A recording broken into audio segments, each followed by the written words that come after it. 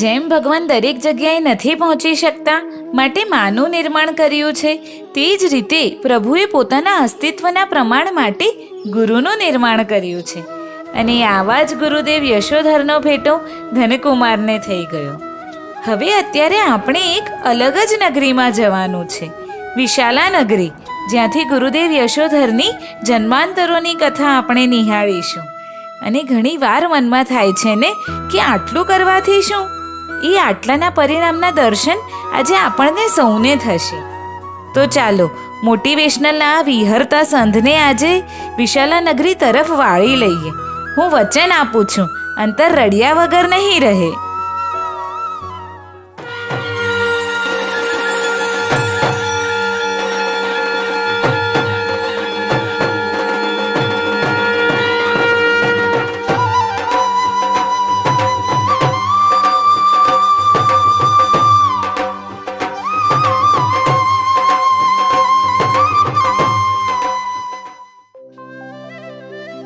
પ્રેમ, સ્નેહ અને સમર્પણની મારી ભ્રમણાની ભેખડ તૂટી પડી હતી. મારું મન હળવું ફૂલ જેવું બની ગયું હતું. જેમ રાણી પ્રત્યે રાગ નહોતો રહ્યો, તેવી રીતે એના પ્રત્યે દ્વેષ પણ નહોતો રહ્યો. કારણ કે મેં સમ્યક દર્શનના જ્ઞાન પ્રકાશમાં સંસારના નગ્ન સ્વરૂપનું ચિંતન કરીને મારા મનનું સમાધાન કરી લીધું હતું. મને ગાઢ નિંદ્રા આવી ગઈ. મનમાં નહોતી રહી શંકા, કે નહોતી રહી જિજ્ઞાસા, કે નહોતા રહ્યા રાગ દ્વેષના દ્વંદ. રાત્રિના છેલ્લા પ્રહરમાં હું અર્ધ જાગ્રત અવસ્થામાં હતો અને ત્યારે જ મને એક સ્વપ્ન આવ્યું.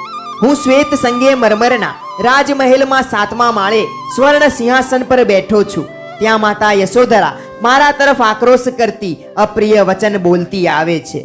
મારા 2 હાથ પકડી મને સિંહાસન પરથી જમીન પર પછાડી દે છે. હું ગબડતો ગબડતો 6ઠા, 5મા, 4થા અને ઠેઠ નીચે ભોયતળીએ પટકાઉં છું. મારી પાછળ મારી માતા યશોધરા પણ ગબડે છે. તે પણ નીચે ઠેઠ ભોયતળીએ ગબડતી ગબડતી આવે છે. અમે બંને લોહી લુહાણ થઈ ગયા છીએ. છતાં ગમે તેમ કરીને હું ઊભો થાઉં છું અને મેરુ પર્વત ઉપર ચઢવા લાગુ છું. ધીરે ધીરે હું મેરુ પર્વતના શિખર પર પહોંચી જાઉં છું. સ્વપ્ન જોઈને હું જાગી ગયો. સ્વપ્ન યાદ કરી લીધું. મેં વિચાર્યું, સ્વપ્નનો પ્રારંભ અશુભ છે અને અંત શુભ છે. પ્રારંભ ભયંકર છે, પરંતુ પરિણામ સુંદર છે. સમજાતો નથી આ સ્વપ્નનો અર્થ. આ સ્વપ્નથી શું સૂચિત થતું હશે? ખેર, જે થવું હોય તે થાવો. મેં સંયમ ધર્મ સ્વીકારવાનો નિર્ણય કર્યો જ છે. મારે નથી કરવો શોખ, કે નથી કરવો કોઈ હર્ષ. મેં શેષ રાત્રિ ધર્મ ધ્યાનમાં પસાર કરી. પ્રભાત થયું અને મેં મારા પ્રાભાતિક કાર્યો કર્યા. નિવૃત્ત થઈને હું રાજસભામાં જઈને બેઠો. રાજસભાના કાર્યનો પ્રારંભ થાય એ પૂર્વે મારી માતા યશોધરા અનેક વૃદ્ધાઓ સાથે રાજસભામાં આવી. હું સિંહાસન પરથી ઊભો થયો, એના ચરણોમાં પ્રણામ કર્યા અને માતાએ મારી કુશળતા પૂછી. માતા યશોધરા ઉજ્જવલ વસ્ત્રથી સુશોભિત મહાપીઠિકા ઉપર બેસી. હું સિંહાસન ઉપર બેઠો. રાજસભાનું કાર્ય શરૂ થયું. મહામંત્રી રાજસભાનું સંચાલન કરી રહ્યા હતા અને હું મારા વિચારોમાં ખોવાયેલો હતો. માતા સ્વયં આજે અહીં આવી છે. બહુ સારું થયું. અહીં જો એમને મારા સ્વપ્નની વાત કરી દઉં, કારણ કે આ સ્વપ્ન સાથે માતા જોડાયેલી છે. જો કે હું એને દીક્ષા લેવાની મારી ઈચ્છા અત્યારે નહીં જણાવું, નહીંતર એ મારા માર્ગમાં અંતરાય ઊભો કરશે. પરંતુ જણાવ્યા વિના ચાલવાનું નથી. આજે નહીં તો કાલે. હું આમ વિચારતો હતો અને ત્યાં જ મને ઉપાય જડી ગયો. હું માતાને આ સ્વપ્ન સાથે જ દીક્ષાની વાત કહી દઉં. પછી માતા આ સ્વપ્ન અંગે શું પ્રત્યાઘાત આપે છે એની ખબર પડશે. મેં રાજસભામાં જ માતાને સ્વપ્ન કહી સંભળાવવાનો નિર્ણય કર્યો અને રાજસભાનું કાર્ય પૂર્ણ થયા પછી મેં માતાને કહ્યું, માતાજી, રાત્રિના છેલ્લા પ્રહરમાં જ્યારે હું અલ્પ નિંદ્રામાં હતો ત્યારે મને એક સ્વપ્ન આવ્યું. તે સ્વપ્નનો પ્રારંભ અશુભ છે, પરંતુ પરિણામ શુભ છે. મેં સ્વપ્ન કહી સંભળાવ્યું. માતાજી, મેં ગુણધર કુમારનો રાજ્યાભિષેક કર્યો. ત્યાર પછી મારા મસ્તકે મુંડન કરાવ્યું. સંસારવાસનો, ગૃહવાસનો ત્યાગ કરીને હું શ્રમણ થયો. હું રાજમહેલના 7મા માળે બેઠો હતો. ત્યાંથી નીચે પટકાયો. બસ ભયભીત થઈને હું જાગી ગયો. મેં સ્વપ્નની વિગત જ બદલી નાખી. અશુભ સ્વપ્ન સાંભળીને મારી માતા ધ્રુજી ઉઠી. એના કપાળે કરચલીઓ પડી ગઈ. એની આંખોમાં ભય તરી આવ્યો. તે ઊભી થઈ જમીન પર પગ પછાડી થૂ થૂ થૂ કરીને બોલી, વત્સ, તારા અમંગલનો નાશ થાઓ. તું દીર્ઘકાળ પર્યંત જીવતો રહે. માતા ધર્મશાસ્ત્રોની જ્ઞાતા હતી. પરંતુ તે વૈદિક પરંપરાને માનતી હતી. સ્વપ્નનો ફલાદેશ જાણતી હતી. અશુભ સ્વપ્નોના નિવારણના ઉપાયો પણ તે જાણતી હતી. અને મને માતાએ કહ્યું, વત્સ, આ અશુભ સ્વપ્નનું નિવારણ કરવું પડશે. ભલે તું રાજકુમારનો રાજ્યાભિષેક કરે, પરંતુ સાધુ વેશ પહેરી થોડો સમય ઘરમાં રહે. અને મેં માતાને કહ્યું કે ભલે, જેવી માતાજીની આજ્ઞા. અને માતા બોલી, પરંતુ એ પહેલા તારે અશુભનું નિવારણ કરવા વેદોક્ત વિધિ મુજબ જળચર, ખેચર કે સ્થળચર જીવોનું કુલ દેવતાને બલિદાન આપવું પડશે. પશુઓના રક્તથી કુલ દેવતાનું અર્ચન કરવું પડશે. શાંતિ કર્મ કરવું પડશે. માતાની વાત સાંભળી મેં મારા બંને કાનમાં આંગળી નાખી અપ્રીતિ જાહેર કરી અને હું બોલી ઉઠ્યો, માતાજી, શું જીવવધ કરવાથી શાંતિ કર્મ થાય ખરું? બીજા જીવોને અશાંતિ આપવાથી શાંતિ મળે ખરી? મારી માતા મૌન રહી. એટલે મેં મારી વાત આગળ ચલાવી. માતાજી, ધર્મનું લક્ષણ હિંસા નથી, અહિંસા છે. જે મનુષ્યને પોતાને મૃત્યુનો ભય લાગતો હોય તે મનુષ્ય બીજા જીવોને મારવાનો વિચાર પણ ના કરી શકે. જે મનુષ્યો બીજા જીવોને મારવાનો વિચાર કરે છે, મારવાની પ્રેરણા આપે છે અને મારવાની ક્રિયા કરે છે, તેઓ અસંખ્ય ભવો સુધી ક્રૂર, ભયાનક અને ભયાનક મૃત્યુને પામે છે. તીર્થંકરોએ કહ્યું છે, જીવવહો અપવહો, જીવવદ તે પોતાનો જ વધ છે. બીજા જીવોને દુઃખ આપનાર સ્વયં દુઃખી થાય છે અને બીજા જીવોને પણ અશાંતિ આપનાર સ્વયં અશાંતિ ભોગવે છે.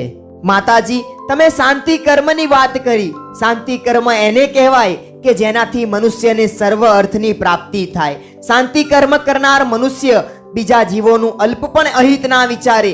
શાંતિ કર્મ કરનારા મનુષ્યએ તો આત્મવત સર્વભૂતેષુની ભાવના રાખવાની છે. જેવો મારો આત્મા છે તેવા બધા આત્માઓ છે. જેમ મને દુઃખ પ્રિય નથી તેમ કોઈ જીવને દુઃખ પ્રિય નથી. આ ભાવનાથી જ શાંતિ કર્મ કરી શકાય છે. મારી માતાએ શાંતિથી મારી વાતો સાંભળી અને પછી બોલી, પુત્ર, પુણ્ય અને પાપ જીવના પોતાના અધ્યવસાય વિચારો પર આધારિત હોય છે. ધર્મશ્રુતિમાં કહેવાયું છે કે પંખ અને પાણીમાંથી ઉત્પન્ન થયેલું કમળ જેમ પંખ અને પાણીથી લેપાતું નથી, તેવી રીતે ભલે મનુષ્ય સમગ્ર જગતને હણી નાખે, પરંતુ જો એની બુદ્ધિ પાપથી લેપાતી નથી તો એને પાપ લાગતું નથી. તું તારી બુદ્ધિને પાપથી લેપાવા દઈશ નહીં, તો જીવવત કરવા છતાં તને પાપ લાગશે નહીં. વત્સ, કદાચ પાપ લાગતું હોય તો દેહ રક્ષણ માટે લાગવા દે. તારા આરોગ્ય માટે, રક્ષા માટે જીવવત કરવો જરૂરી છે, કારણ કે તારા સ્વપ્નનું ફળ તારા દેહને નુકસાન કરનારું છે. વત્સ, ક્યારેક ઔષધ રૂપે ઝેરનો પણ ઉપયોગ કરવો પડે છે. મારી માતા ધર્મ ચર્ચામાં સારા તર્ક કરી શકતી હતી. મેં એને પ્રત્યુત્તર આપ્યો, માતાજી, પાપ કર્મને ધર્મ કાર્ય માનીને મનુષ્ય પાપ કરે તો શું એને ધર્મનું ફળ મળશે? ના, પાપનું જ ફળ મળશે. હલાહલ ઝેરને અમૃત સમજીને જે ઝેર ખાય તેને ઝેરની અસર થશે કે અમૃતની અસર થશે? માતાજી, તમે ગંભીરતાથી, તટસ્થ બુદ્ધિથી વિચાર કરો. જીવ હિંસા જેવું વિશ્વમાં બીજું કોઈ પાપ નથી.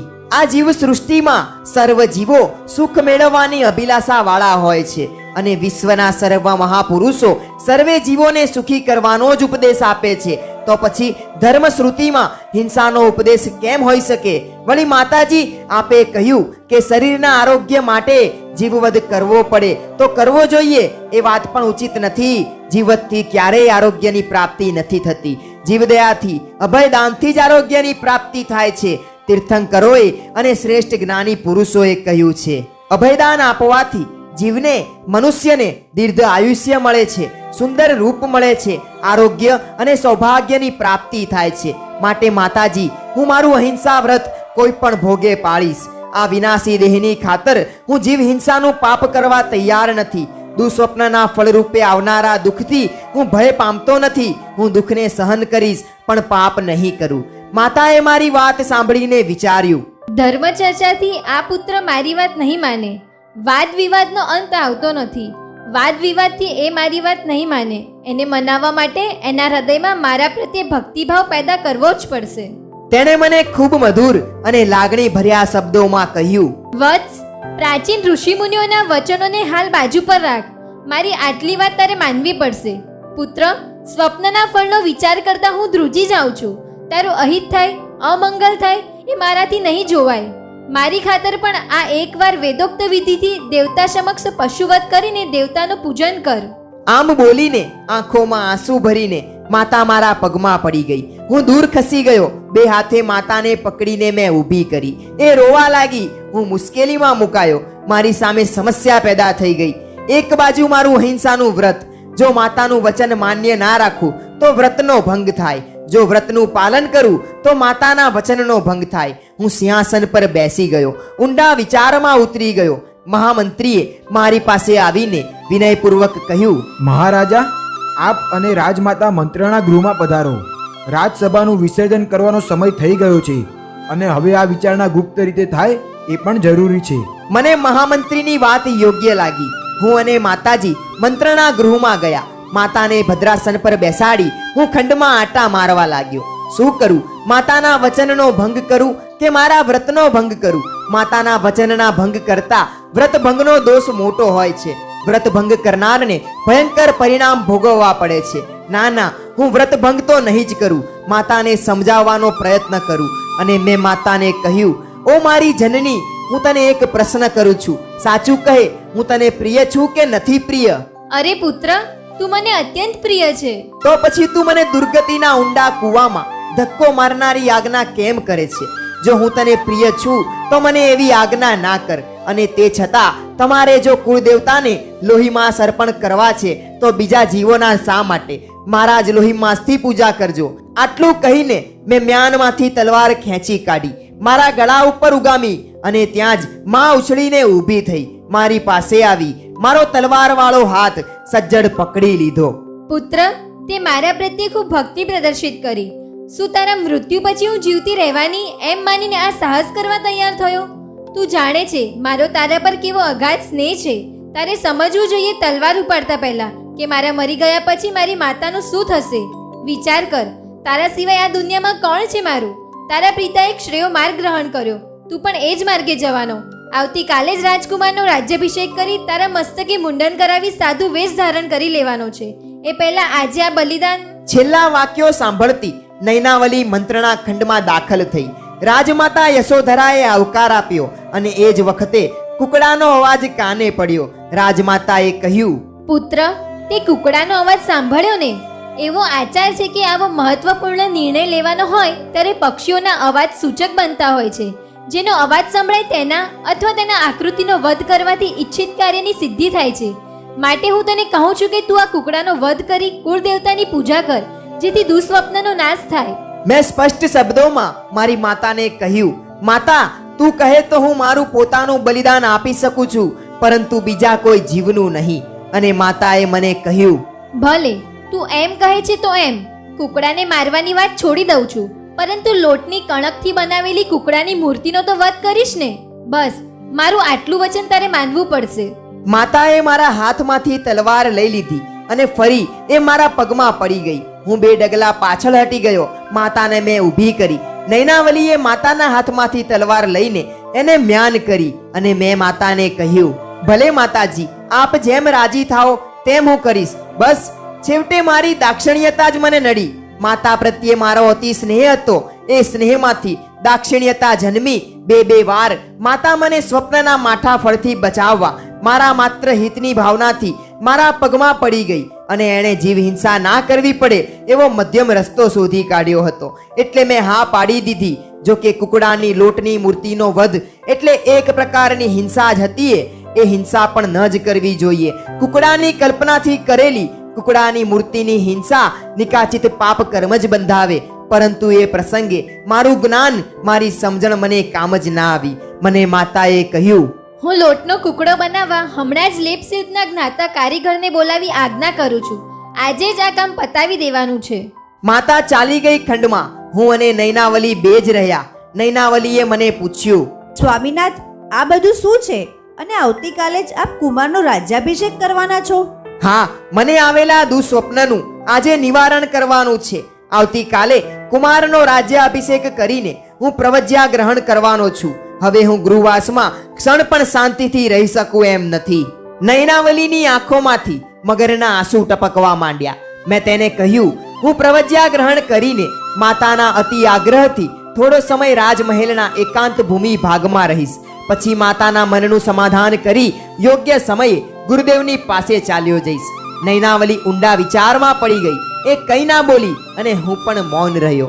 મારું મન ડંખતું હતું. કુકડાની મૂર્તિનો વધ કરવાની મેં આપેલી સંમતિથી, પરંતુ માતાના મનનું સમાધાન એ સિવાય થાય એવું પણ ન હતું. મેં મારા મનનું સમાધાન કર્યું. દીક્ષા લઈને પછી પ્રાયશ્ચિત કરી લઈશ. મારી માતા યશોધરા લોટનો બનાવેલો કુકડો લઈને મારી પાસે આવી અને મને કહ્યું, વત્સ, કલાકારે કેવો સરસ કુકડો બનાવી આપ્યો. ઊભા ઊભા જ બનાવરાવી લીધો. સાક્ષાત જીવતો લાગે છે ને. ચાલો હવે આપણે કુળદેવતા પાસે જઈએ.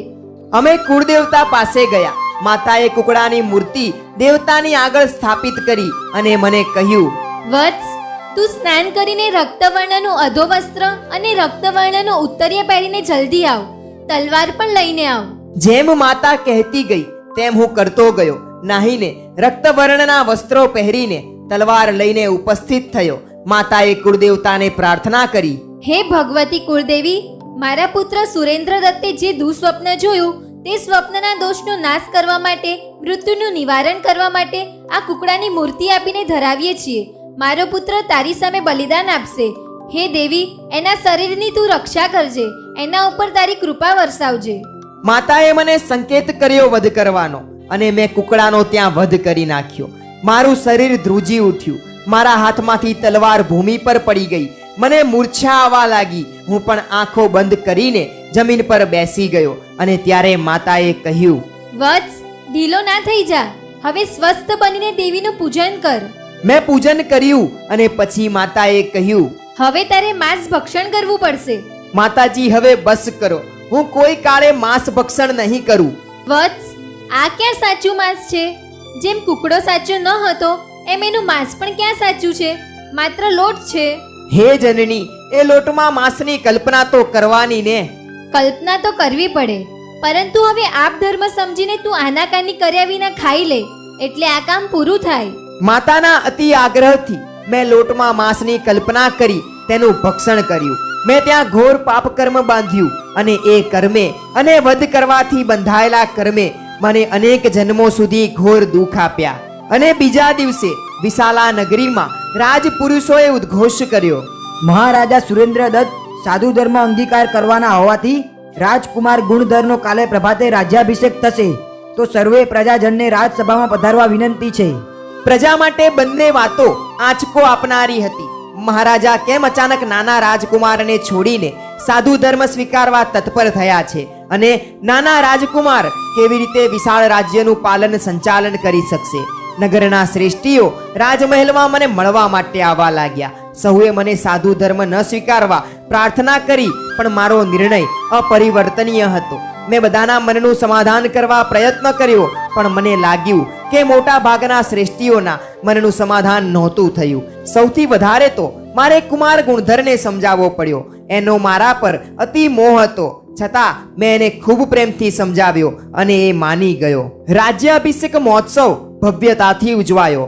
મેં ઉપસ્થિત સભાજનોને કહ્યું, તમે આજ દિન પર્યંત જે રીતે મારી આજ્ઞાનું પાલન કર્યું છે એ રીતે હવેથી રાજેશ્વર ગુણધરની આજ્ઞાનું પાલન કરજો. જ્યાં સુધી તેઓ પરિપક્વ ઉંમરના નહીં થાય ત્યાં સુધી રાજમાતા યશોધરા તમારા રાજ્યને સંભાળશે. મહામંત્રી અને અન્ય મંત્રીઓ રાજમાતાને સંપૂર્ણ સહયોગ આપશે. મારા પ્રિય પ્રજાજનો, મારું મન સંસારના સર્વ સુખભોગથી વિરક્ત બન્યું છે. હું ગૃહવાસથી ઉદ્વિગ બન્યો છું. મારા ચિત્તને પરમ શાંતિ, પરમ આનંદ ત્યારે જ પ્રાપ્ત થશે કે જ્યારે હું સાધુ બનીશ, અણગાર બનીશ અને મોક્ષ માર્ગની આરાધના કરીશ. હું ચાહું છું કે મારા પ્રજાજનો પણ આજ આદર્શ રાખીને જીવન જીવે, હિંસાદી પાપોનો ત્યાગ કરે અને દાનશીલ તપ વગેરે ધર્મનો આદર કરે. રાજસભાનું વિસર્જન થયું અને હું મારા ખંડમાં પાછો આવ્યો. હવે મારે મસ્તકે મુંડન કરાવી સાધુ વેશ પહેરવાનો હતો. સાધુ વેશ મેં તૈયાર જ રાખ્યો હતો અને મુંડન કરનાર નાપિત પણ હાજર હતો. ત્યાં જ નૈનાવલીએ ખંડમાં પ્રવેશ કર્યો. ખંડમાં ઉભેલા લોકો બહાર ચાલ્યા ગયા અને નૈનાવલીએ મને કહ્યું, સ્વામીનાથ, બસ આજનો દિવસ પુત્રના રાજ્યમાં રહીએ અને કાલે પ્રભાતે આપણે દીક્ષા લઈશું. હું નૈનાવલીની સામે જોઈ રહ્યો. મને આશ્ચર્ય થતું હતું. હજુ આ વિષય લંપટ વિશ્વાસઘાતી સ્ત્રી દીક્ષા લેવાની વાત કરતી હતી. મને સ્ત્રી ચરિત્રનો ખરેખરો અનુભવ થઈ રહ્યો હતો. શું ખરેખર રાણી દીક્ષા લેશે? જેના હૃદયમાં વિષય વાસનાનો દાવાનળ સળગે છે તે વ્યભિચારિણી છે, એ ચારિત્ર ધર્મ સ્વીકારશે. આશ્ચર્ય. અને મેં કહ્યું, દેવી, શું તમે પણ ચારિત્ર લેશો? શું તમે પણ દીક્ષા લેશો? અને તે બોલી, મેં આપને અનેક વાર કહ્યું છે કે હું આપની સાથે જ ચારિત્ર લઈશ. દેવી, સાધુ જીવનમાં મહાવ્રતો પાળવાના હોય છે, તેમાંય સૌથી વધારે દુષ્કર પાલન બ્રહ્મચર્ય વ્રતનું હોય છે. હું જાણું જ છું સ્વામીનાથ, આમે આપ સાધુ બની જશો પછી મારે બ્રહ્મચર્ય પાળવાનું જ છે અને હું પાળી શકીશ. કુમાર ગુણધર નાનો છે, એના માટે પણ તમે સંસારમાં રહો એ કંઈ ખોટું નથી, અનુચિત નથી. કુમારને સંભાળનારા રાજમાતા છે જ, એની ધાવ માતા પણ છે. આમે કુમાર મારી પાસે ક્યાં રહે છે? કાં તો આપની પાસે રહે છે, કાં તો રાજમાતા પાસે. મને એના પ્રત્યે કોઈ મમત્વ નથી, એનું મારા પ્રત્યે કોઈ મમત્વ નથી. મારા મનમાં આવીને વાત અટકી ગઈ. તને ભલે પુત્ર કે પતિ ઉપર મમત્વ નથી, પરંતુ પેલા કુબડા ચોકીદાર ઉપર તો ગાઢ મમત્વ છે. પણ મારે બોલવું જ ન હતું. સ્વામીનાથ, શું મારી આટલી વિનંતી પણ આપ નહીં માનો? તેનો સ્વર ગળગળો થઈ ગયો. મેં તેને કહ્યું, દેવી, મેં તને જીવનભર પ્રેમ આપ્યો છે, ક્યારેય પણ પ્રણયનો ભંગ નથી કર્યો. મેં તારી એક એક ઈચ્છા પૂર્ણ કરી છે, ક્યારેય પણ તારા ચિત્તને દુભવ્યું નથી. પછી તારી આટલી વિનંતી હું કેમ ના માનું? એમાંય જ્યારે તું મારી સાથે ચારિત્ર જ લેવાની છે, ભલે આજે નહીં, આવતીકાલે ચારિત્ર અંગીકાર કરીશું. તે ખૂબ હર્ષિત થઈ. તેણે મને કહ્યું, આજે આપના માટે હું જ ભોજન બનાવવાની છું અને પાસે બેસીને છેલ્લું ભોજન હું જ કરાવવાની છું. પછી આ જન્મમાં હું ક્યાં આપને ભોજન કરાવવા આવવાની છું? આપ શ્રમણ સંઘમાં વિચરશો અને હું શ્રમણી સંઘમાં હોઈશ. તારી છેલ્લી ઈચ્છા હું પૂર્ણ કરીશ. બસ. ચતુર નારીએ મારી સાથે એક થાળીમાં ભોજન કર્યું. ભોજન કર્યા પછી હાથ મુખ ધોઈને હું ઊભો થયો, ત્યાં એણે મને પાચન ચૂર્ણ આપ્યું. જો કે એ મારણ ચૂર્ણ હતું, પરંતુ હું ક્યાં જાણતો હતો? હું ખાઈ ગયો એ ચૂર્ણ અને ત્યાંથી હું વાસગૃહમાં ગયો, સિંહાસન પર બેઠો. પરંતુ બેસતાની સાથે જ મારા અંગો ખેંચાવા લાગ્યા. મારી વાણી હરાઈ ગઈ, મારી જીભ જડ બની ગઈ, હાથ પગના નખ કાળા પડી ગયા, મારું વદન કરમાઈ ગયું, મારી આંખો સ્થિર થઈ ગઈ. મારી છાતીમાં, પેટમાં અને પીઠમાં ઘોર વેદના થવા લાગી. મને મૂર્છા આવી ગઈ અને હું સિંહાસન પર ઊંધા માથે જમીન પર પટકાઈ ગયો. દ્વારપાલની દ્રષ્ટિ મારા તરફ હતી. વાસગૃહમાં હું એકલો જ હતો. જેવો હું નીચે પટકાયો, દ્વારપાલ ત્યાં ઘસી આવ્યો. એણે મને જમીન પર સીધો સુવાડી અને મને પૂછ્યું, હે દેવ, આપને શું થાય છે? એણે મને પૂછ્યું, પરંતુ હું ઉત્તર ના આપી શક્યો. મારી જીભ જડ થઈ ગઈ હતી. તેણે મારા શરીર પર નજર નાખી. ઓહો, આ રાજર્ષિના શરીરમાં તો ઝેર વ્યાપી ગયું છે. જલ્દી દોડો, મહારાજ પર વિષ પ્રયોગ થયો છે. ઝેર ઉતારનારા વૈદ્યોને બોલાવી લાવો. બીજું કોઈ ત્યાં આવે તે પહેલા નૈનાવલી ત્યાં આવી ગઈ. તે વ્યાકુળ બની ગઈ. રુદન કલ્પાંત કરતી તે મારા શરીર પર પડી, મારા ગળે વળગી અને એણે મને ગળે ટૂંપો દઈ દીધો. મને પારાવાર વેદના થઈ અને ક્ષણ બે ક્ષણમાં મારું પ્રાણ પંખેરું ઉડી ગયું. મહાનુભાવ, મારા એ જીવનમાં બે મોટી ભૂલો થઈ. લોટના કુકડાનો વધ કર્યો અને કુકડાના લોટને માંસની કલ્પના કરીને ખાધો. ન કરી શક્યો પ્રાયશ્ચિત કે ન કરી શક્યો આત્માનું વિશુદ્ધિકરણ. કમોતે મરીને હું પક્ષીની યોનિમાં જન્મ્યો. કુમાર, હિમવાન પર્વતની દક્ષિણ દિશાને લાગીને રહેલા શિલિંગ્ર પર્વત ઉપર મોર રૂપે મારો જન્મ થયો. હજુ હું નાનો જ હતો ત્યાં એક દિવસ યુવાન શિકારીએ મારી માતાનો શિકાર કરી એને મારી નાખી અને મને જીવતો પકડી લીધો. હજુ મને પાંખો પણ આવી ન હતી. એ શિકારી મને નંદાવાટક નામના ગામમાં લઈ ગયો. ત્યાંના કોટવાલને મારી ભેટ આપી દીધી. હું કોટવાલના ઘરના આંગણમાં એક ખૂણામાં પડ્યો રહેતો. શિયાળામાં ઠંડી અને ઉનાળામાં ગરમી સહતો રહ્યો. વર્ષાકાળમાં ભીંજાતો રહેતો. ક્યારેક પાસેના વટવૃક્ષની નીચે જઈને થડની પાસે ઊભો રહેતો. કોટવાલ મને કંઈ ખાવા નહોતો આપતો. ભૂખની અસહ્ય વેદનાથી હું પીડાવા લાગ્યો. પછી હું જમીન પર કીડાઓ શોધતો અને કીડાઓને ખાતો. મને મારો ખોરાક મળી ગયો અને મારું શરીર વધવા લાગ્યું, પુષ્ટ થવા લાગ્યું. ખૂબ જ રમણીય પીછાઓ મને આવવા લાગ્યા, જાણે કે પીછા પર રંગબેરંગી રત્નો અને મણી ના જડેલા હોય. મારા શરીરના પણ આકાશી ગુલાબી અને સ્વર્ણીય રંગો પૂરબહારમાં ખીલ્યા હતા. હું રોજ કોટવાળના આંગણમાં થનગન થનગન નાચતો હતો. કોટવાળે મને નૃત્ય કળા શીખવાડવા માંડી. પછી હું તો વિવિધ પ્રકારના નૃત્ય કરવા લાગ્યો. ગામના યુવાનો, યુવતીઓ, બાળકો મારું નૃત્ય જોવા ભેગા થઈ જતા. નૃત્ય રસિકો બહારગામથી પણ આવવા લાગ્યા. મારું નૃત્ય જોઈને રાજી થતા અને પૈસા ફેંકતા અને બધા જ પૈસા કોટવાલ લઈ લેતો. કેટલાક મહિનાઓ સુધી આ ક્રમ ચાલતો રહ્યો અને એક દિવસ વિશાલાથી આવેલા પરદેશીએ મારું નૃત્ય જોયા પછી કોટવાલને કહ્યું, જો તમે આ મોર વિશાલાના અધિપતિ બાળ રાજા ગુણધરને ભેટ આપો તો રાજા તમને અઢળક સોના મહોરો ભેટ આપશે. કોટવાલને પરદેશીની સલાહ ગમી ગઈ. તે મને વિશાલા નગરી લઈ ગયો. રાજસભામાં રાજા ગુણધરની આગળ મારા નૃત્ય પ્રયોગો કરાવ્યા. રાજા ગુણધર પ્રસન્ન થઈ ગયો. તેણે કોટવાલને 100 સોના મહોરો આપીને મને ખરીદી લીધો. પાછો હું મારા જ રાજમહેલમાં પહોંચી ગયો. રૂપ બદલાયું. મનુષ્યના બદલે પક્ષીનું રૂપ. વિષ પ્રયોગથી મારું મૃત્યુ થઈ ગયા પછી રાજમહેલમાં કરુણાક્રંદ, રોષભર્યો કોલાહલ અને રાજકીય ગંભીર પરિસ્થિતિ ઉત્પન્ન થઈ. મારી માતા યશોધરાને ખબર પડતા એ વેબાકડી બનીને મારા વાસગૃહમાં દોડી આવી. એ પહેલા તો મારું મૃત્યુ થઈ ચૂક્યું હતું. માતા મને વળગી પડી કરુણ કલ્પાંત કરવા લાગી અને જમીન પર માથા પછાડવા લાગી. કોણે મારા પુત્રને વિષ આપ્યું? મહામંત્રી શોધી કાઢો એ દુષ્ટને. હું એને સૂળી પર ચડાવીશ. મારા લાલને મારી પાસેથી પડાવી લેનારને હું ઘાણીમાં પીસી નાખીશ. મારી માતા મારા મૃતદેહને છોડતી જ ન હતી.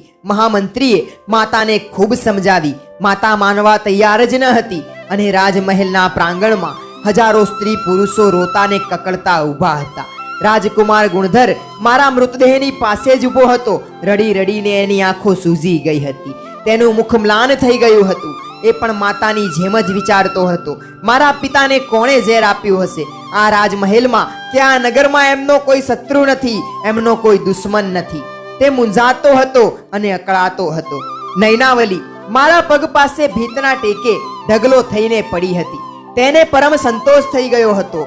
શોક, આક્રંદ, સંતાપ આ બધું માત્ર એક અભિનય હતો. તે મૌન થઈ આંખો મીચીને પડી હતી અને મારી માતા અત્યંત વ્યથિત હતી. મંત્રીમંડળ ભેગું થયું. મારી માતાને અતિ વિનંતી કરી પરિસ્થિતિ સમજાવી અને માંડ મારો મૃતદેહ માતા પાસેથી છોડાવ્યો અને મારી સ્મશાન યાત્રા નીકળી. નૈનાવલીના નાટકનો હવે આ અંતિમ ભાગ હતો. રોતી કકળતી અને વિલાપ કરતી તે સ્મશાનમાં આવી અને એણે જીદ પકડી, હું પણ મહારાજાની સાથે જ ચિતામાં પડીને બળી મરીશ. પહેલેથી જ બોલવા માંડી અને મહામંત્રીએ મહેલની દાસીઓને સાવધાન રાખી હતી. રાણી ચિતામાં કૂદી પડવાનું સાહસ ના કરી બેસે એ માટે દાસીઓ રાણીને ઘેરીને જ ઊભી રહી. જ્યારે મારી ચિતા સળગી, ભડભડ જ્વાળાઓ આકાશમાં જવા લાગી, ત્યારે નૈનાવલીએ અદ્ભુત અભિનય કર્યો. દાસીઓનો ઘેરો તોડીને તે ચિતા તરફ ઘસી આવી. એના બંને હાથ પકડી રાખનાર દાસીઓ એની પાછળ ઢસડાઈ ગઈ. પરંતુ રાણી ચિતામાં કૂદી પડે એ પૂર્વે જ દાસીઓ એને આગળથી અને પાછળથી વળગી પડી. રાણીનું જોશ ઘટી ગયું. તે રુદન કરતી બોલવા લાગી, હવે મારે જીવીને શું કરવું છે? હું મહારાજા વિના કેવી રીતે જીવીશ? નહીં જીવી શકું. નગરમાં નૈનાવલીના પતિ પ્રેમની પ્રશંસા થઈ. પરંતુ જ્યારે રાજપુરુષો નૈનાવલી, રાજા ગુણધર બધા સ્મશાનેથી મહેલમાં આવ્યા ત્યારે મારી માતા યશોધરા અંતિમ શ્વાસ લેતી હતી. એના દુર્ધ્યાનનો પાર ન હતો. મારા ઉપર એનો પ્રગાઢ મોહ હતો. એ પુત્ર વિરહમાં એને બેસુમાર પીડા આપી રહ્યો હતો. પુત્રના મોહે જીવનના મોહને છિન્ન ભિન્ન કરી દીધો હતો અને સંધ્યા સમયે મારી માતાએ અંતિમ શ્વાસ લીધા. રાજમાતા યશોધરાનું મૃત્યુ થયું. સમાચાર વાયુ વેગે નગરમાં ફેલાઈ ગયા. હાહાકાર વર્તાઈ ગયો સર્વત્ર. હજુ રાજાની ચિતા ઠરી ન હતી ત્યાં જ રાજમાતાનું મૃત્યુ થઈ ગયું. બાળ રાજા ગુણધર મૂઢ થઈ ગયો. તે રાજમાતાના મૃતદેહને વળગી પડ્યો, કરુણ કલ્પાંત કરવા લાગ્યો અને રાણી નૈનાવલી પાસે આવીને બેઠી. તેણે બાળ રાજાને શાંત કરવાનો પ્રયત્ન કરવા માંડ્યો, આશ્વાસન આપવા માંડ્યું, પણ બધું જ વ્યર્થ. બાળ રાજાને નૈનાવલી પ્રત્યે કોઈ મમત્વ ન હતું. જેમના ઉપર મમત્વ હતું, વિશ્વાસ હતો, એ પિતા અને એ દાદી એક જ દિવસે મોતના શિકાર બની ગયા હતા. મંત્રીમંડળ સાથે મહામંત્રી ઉપસ્થિત થઈ ગયા. દરેકની આંખોમાંથી આંસુ વરસી રહ્યા. રાજમાતા યશોધરા પ્રત્યે સૌના હૃદયમાં આદર હતો, માન હતું, ગૌરવ હતું. મહામંત્રી બાળ રાજા પાસે બેસી ગયા અને બાળ રાજા ચોધાર આંસુ સારી રહ્યા હતા. ધીરે ધીરે મહામંત્રીએ સાંત્વના આપવા માંડી અને મૃતદેહથી એમને દૂર કરવા માંડ્યા. મહામંત્રીએ અન્ય મંત્રીઓને કહ્યું, હું મહારાજાની પાસે રહીશ. કદાચ રાત્રે એમની પાસે જ સૂઈ જઈશ. તમે રાજમાતાનો અત્યારે રાત્રિના બીજા પ્રહરમાં અગ્નિ સંસ્કાર કરી દો. નયનાવલીને મહામંત્રીએ સમજાવી દીધી. થોડા દિવસ મહારાજની સાથે હું રાજમહેલમાં રહીશ. એમની સાથે જ જમવાનું અને સૂવાનું રાખીશ. એમને મારે ખૂબ જ સાંત્વના આપવી પડશે. નયનાવલી માની ગઈ. એટલું જ નહીં, જેટલા દિવસ મહામંત્રી રાજમહેલમાં રહ્યા એટલા દિવસ તે પેલા એના પ્રેમી કુબડાથી પણ દૂર રહી. મહામંત્રીએ બાળ રાજાને સાંત્વના તો આપી, સાથે સાથે સમગ્ર રાજ્ય વ્યવસ્થા સમજાવી, રાજસભાનું સંચાલન કાર્ય સમજાવ્યું, રાજાના વ્યવહારો સમજાવ્યા, કોણ શત્રુ છે અને કોણ મિત્ર છે એની ઓળખાણ આપી, કોના પર વિશ્વાસ મૂકવો અને કોના પર નહીં એ પણ સમજાવ્યું. 1 મહિનો મહામંત્રી સતત બાળ રાજા સાથે રહ્યા. જ્યારે બાળ રાજા સંપૂર્ણ સ્વસ્થ થયા ત્યારે પોતાની 2 પ્રૌઢ, ચતુર અને પ્રિયભાષી પરિચારિકાઓ બાળ રાજાની દેખભાળ માટે મૂકી અને પોતે પોતાના ઘેર આવી ગયા. મારી માતાનું મૃત્યુ થયું અને તે ધાન્યપુરક નામના ગામમાં કૂતરા રૂપે જન્મી. એ કૂતરો દેખાવમાં સુંદર હતો, દોડવામાં પવનને પણ પાછો પાડી દે તેવો હતો એ કૂતરો. એ ગામના માણસોએ એ કૂતરો બાળરાજા ગુણધરને ભેટ આપ્યો.